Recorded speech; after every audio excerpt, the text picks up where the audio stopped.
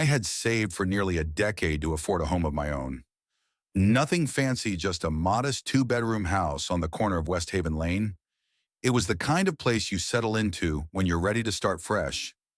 I was newly divorced, sharing custody of my 8-year-old daughter, Lily Narakno, and all I wanted was stability, a safe place for her to play, to ride her bike, to grow up with some kind of normalcy.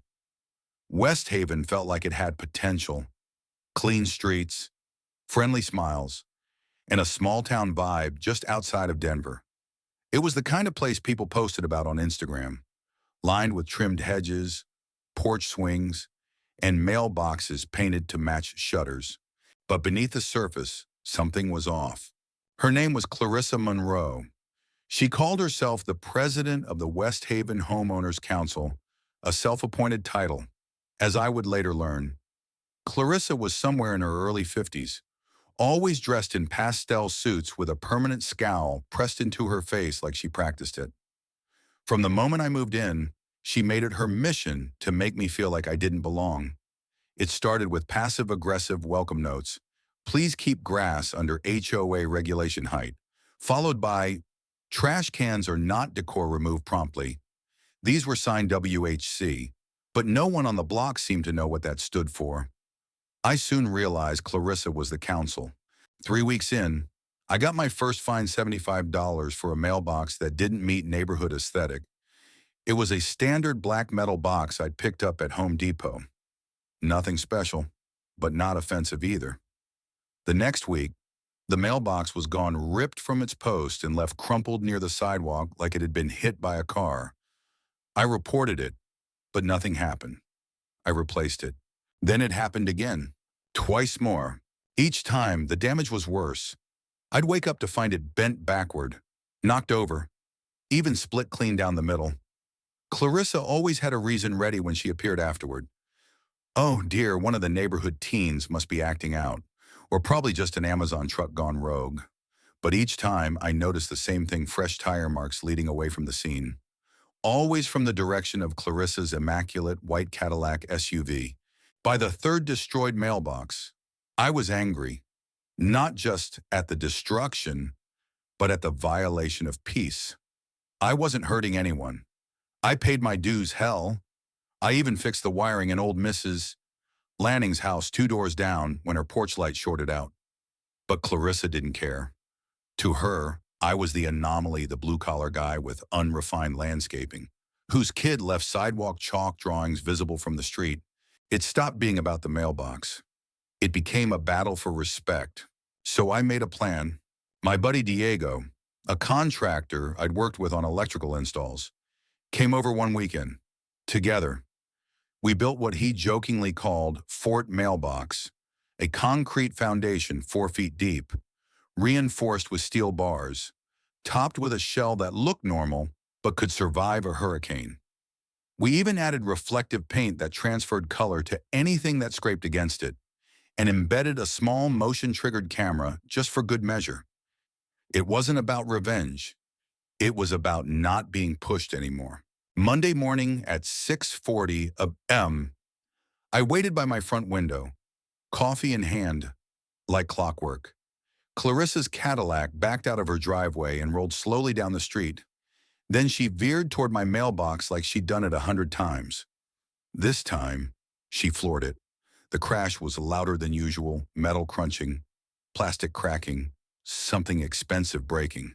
Her SUV bounced back like it had hit a wall. The rear bumper was shattered. Pink reflective paint smeared across the tailgate like a signature. She stepped out, stunned, looking at the perfectly upright mailbox. Then she looked at me. I waved. That should have been the end. But instead, she doubled down. I got an official-looking letter the next day, citing a violation of neighborhood safety codes. "Your mailbox poses an unreasonable hazard and must be removed within 48 hours or face daily fines." I replied with documentation from USPS regulations about durability requirements and a statement from Diego confirming it met all local safety standards. She followed up with a cease and desist. I posted the footage online. It blew up. A Reddit user reposted it with the title HOA President versus Indestructible Mailbox, Guess Who Wins? Views soared, comments rolled in. People across the country shared their own HOA horror stories. My inbox flooded with support. Even a mailbox company offered to sponsor an upgraded version. Meanwhile, Clarissa began unraveling. She went door to door accusing me of being a threat to community order. She claimed I was operating an unlicensed repair business because I once rewired a neighbor's garage door for free. At one point, she even called the local elementary school to suggest they monitor Lily for signs of distress. That was the line. You come after me, fine, but not my daughter. When I confronted her, she just smiled. This neighborhood isn't a fit for everyone, Mr. Carter. That weekend, Lily and I sat on the porch eating pancakes when she asked, "Why does that lady hate your mailbox?" I didn't have an answer. Just hugged her and promised to fix things. She deserved a childhood without this nonsense. The next week, Clarissa tried again. This time with a rented landscaping truck claimed it was trimming overgrown hedges. It clipped the mailbox. The truck's axle snapped. The tow truck that followed tried to haul the mailbox out and tore up half her front lawn in the process. People started filming her, posting videos. The neighborhood turned. Mr. Langley put up a rainbow-colored bird feeder. Sarah down the street painted her porch lavender. Families started flying flags, planting non-compliant garden gnomes. Everyone had a story. Everyone had a reason. But until now, no one had fought back. The final straw came at 3 a.m. One foggy Thursday. Clarissa returned in a rental pickup, clearly determined to end this once and for all. I watched from the porch as she backed up, hit the gas, and slammed into the mailbox again. Only this time, her car didn't bounce. It stopped dead. The frame twisted. The airbags deployed. Police arrived within minutes. Officer Jennings took one look at the scene and said, "You again?" Apparently, Clarissa had a record of similar behavior. She was arrested for reckless endangerment and property damage. The tow truck operator later told me, "You ought to start charging rent to park cars in that mailbox." Word spread.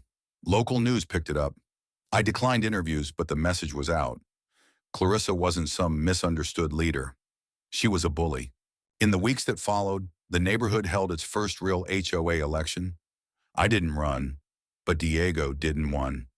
His first motion, a ban on all decorative restrictions under $500. His second, reimbursement for damaged mailboxes. The third, a community barbecue to celebrate independence from HOA tyranny. I replaced Fort Mailbox with a new one, a simple wooden post, painted sky blue by Lily, with a small brass plate that read, "Certified Clarissa Proof." I never saw her again. I heard she moved to a gated community upstate, and me, I got my peace. Lily rides her bike every afternoon. I sip coffee on the porch every morning. Mail comes, mail stays. And for the first time in a long time, nobody tells me how tall my grass should be.